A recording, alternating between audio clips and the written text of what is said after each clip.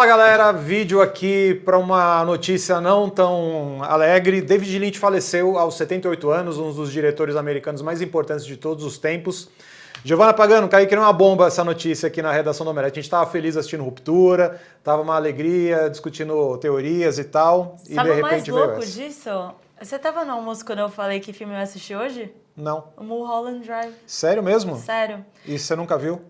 Não, eu já assisti, mas eu tô fazendo uma... Não é um trabalho, é meio que tô fazendo um exercício de pegar diretores e assistir vários filmes. todos os filmes. E aí eu tinha assistido Veludo Azul, O Homem-Elefante, e aí eu ia assistir Mulholland Drive. E aí eu falei, hoje, no almoço, o resto eu tava na mesa, não sei se foi pegar comida na hora, eu virei e falei, hoje eu vou ver Cidade dos Sonhos. E aí, sei lá, contaram a notícia pra gente. E... é chocante, não é ao mesmo tempo, né? A gente sabia que ele era efizema pulmonar. Em agosto do ano passado, ele veio fazer um pronunciamento público aí e tal. O Lynch era muito das redes sociais, então ele aparecia sempre naquele vídeo dando bom dia para as pessoas.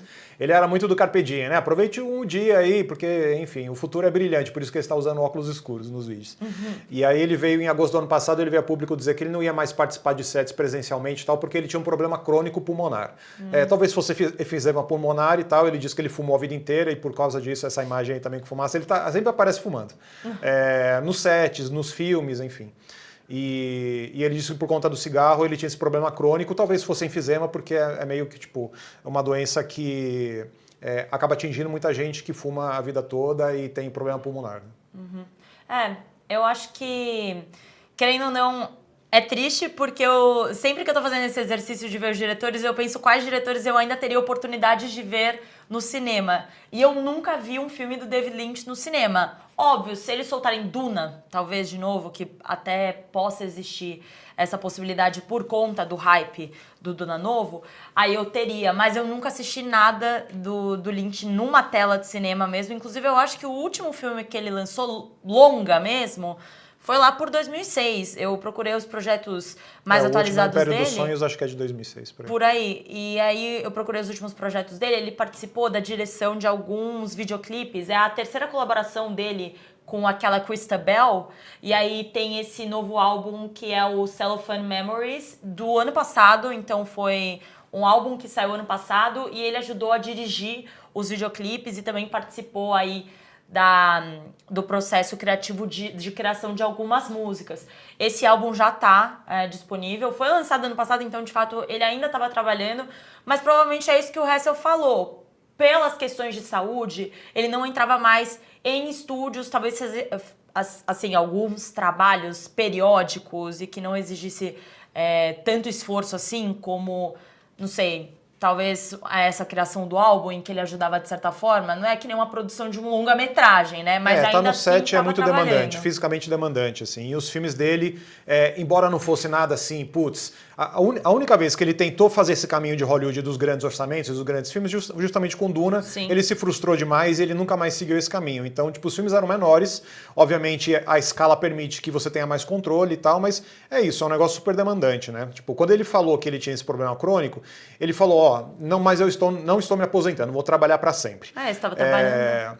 Exato, eu estava trabalhando, né? E, tipo, o Lynch era um cara que ele trabalhava demais, não por ser workaholic nem nada assim, mas é porque, enfim, ele percebia que isso é a vocação dele. Tem um documentário que é excelente, que chama A Vida de um Artista, de 2016, que conta a rotina dele, mostra ele pintando na casa dele. O Lynch era do meio oeste americano, então você tem muito uma coisa do estilo de vida muito tranquila, assim, sabe? Tipo,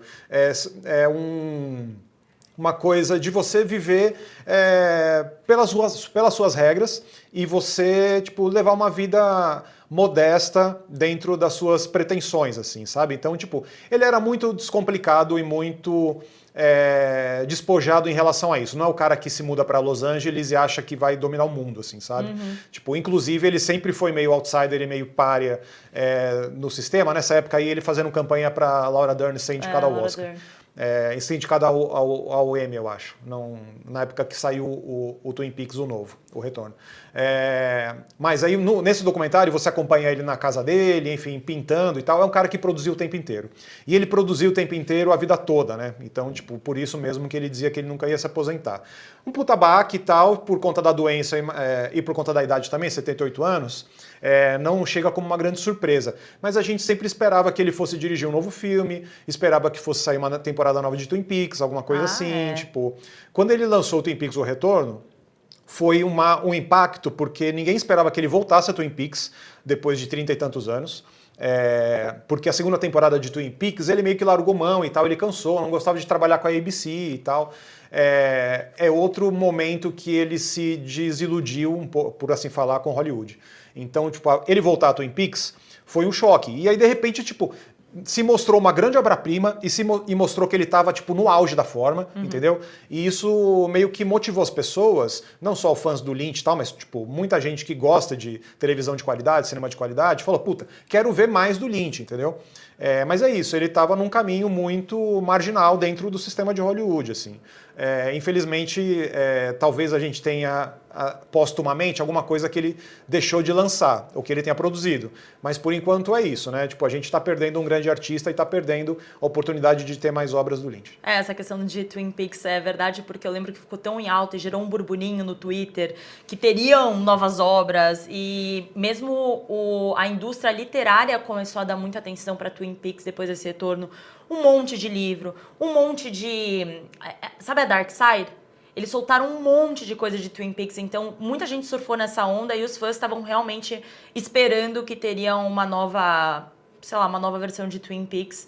Mas é isso, a gente não vai ter mais coisas do David Lynch, mas o legal é que a gente ainda tem nossos caminhos para revisitar. Então, hoje, justamente o diretor que eu tava fazendo a minha maratona de assistir todas as obras, eu ia chegar em Twin Peaks ainda, veio a falecer hoje, mas é isso que eu falei. Nós ainda temos as oportunidades de revisitar as obras e também acho que é uma oportunidade das pessoas se lembrarem do David Lynch, virar e falar, pô, é o cara que fez Duna, é o cara que fez Twin Peaks, Veludo Azul, e tentar ter essa maratoninha também de relembrar as obras do ator, e enfim, acho que é um momento aí que a gente... E assim, a gente vai... Obviamente Hollywood não se especializa, né, em preservar sua própria história e tal, então vamos atrás aí de continuar vendo os filmes, reassistir os filmes. O Duna passou no Cine Sesc aqui em São Paulo uns anos atrás, fui ver também e tal, mas os filmes, ele foi reconhecido em vida, né, e os filmes que você mencionou, que você estava assistindo e tal, ele foi indicado ao Oscar pelos 3, melhor diretor, né, foi indicado ao Oscar pelo Homem-Elefante, pelo Veludo Azul e depois pelo Cidade dos Sonhos, que imagino que muita gente considere a obra-prima dele. Eu acho também, é um filme fundamental. Ele ganhou a Palma de Ouro em Cannes pelo Coração Selvagem, então tipo, ele foi reconhecido em vida e ele teve o cinema dele reconhecido, né? Tipo, muita gente diz que é o maior cineasta surrealista de todos os tempos e tal. Obviamente ele se inscreve nessa tradição do surrealismo, mas eu acho que não é apenas isso, né? Tipo, tem muita coisa surreal no que ele produziu. É um cinema muito pautado pelos sonhos e pelas imagens de sonhos e como isso se reflete psicologicamente aí sobre nossas questões de pais e filhos, nossa relação com o mundo e tal. Ele conseguiu expressar isso muito bem na tela. Mas não é só surrealista, né? Tipo, ele consegue botar o dedo no pulso dos Estados Unidos e entender quais são as questões e quais são as doenças e os males da cultura americana, da identidade americana e tal, e ele conseguiu fazer isso em filmes que, tipo, às vezes nem passa pelo surrealismo, né? Você assiste o Straight Story, que é a história real, que é a história do cara que atravessa os Estados Unidos num cortador de grama para visitar o irmão e tal. Isso não tem nada de surrealista, assim. É um filme realista, inclusive. E aí você percebe realmente que ele consegue fazer de tudo, né? Tipo, você colocar ele só numa caixinha vai ser insuficiente para você dar conta do gênio que era o Lynch. Quem sabe talvez ter a oportunidade de ter uns relançamentos no cinema aí. Com certeza, eu espero agora, eu acho que é a responsabilidade de todo mundo que gosta de cinema, que promove o cinema e que zela pela memória do cinema, botar um monte de filme do Lynch no cinema. Dos anos 2000 até 2006 ali, que é quando ele fez o Império dos Sonhos, ele estava meio que testando os formatos ali de cinema digital e tal.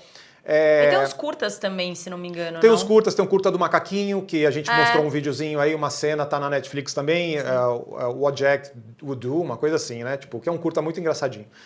Mas os longas-metragens é a forma plena da arte do Lynch. Império dos Sonhos é um filme mais difícil e tal, porque ele foi feito numa época em que o digital ele ainda estava ganhando forma do jeito que é hoje, assim. Então, tipo, Cidade dos Sonhos é o auge da carreira dele.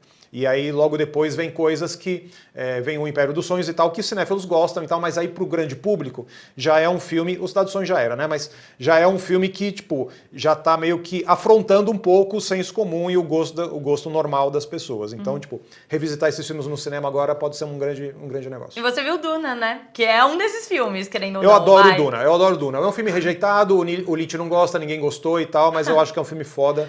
Que ele consegue. Eu gosto. Acho massa, velho. E tem muita coisa no primeiro Duna, que obviamente é um filme insuficiente também para dar conta do livro, porque é um filme, né, de 1h30, né? Tipo, mas tem muita coisa ali do surrealismo do Lynch que ajuda a espelhar muito da mística do universo de Duna. Daquela coisa de você meio que conseguir materializar quais são os poderes do Atreides, todo aquele universo místico de Duna e tal, ele vai lá e consegue dar corpo pra isso. E tem a menina, a bebê falante, entendeu? Que chegou o Denis Villeneuve e não conseguiu fazer direito. Fez lá um grande feto falante e tal. Não, tem que ter a menina. E a menina do filme do Lynch é muito melhor. Eu vou reassistir Duna com novos olhos. É isso aí. Viva David Lynch. Fica aqui a nossa homenagem, um dos maiores caras de todos.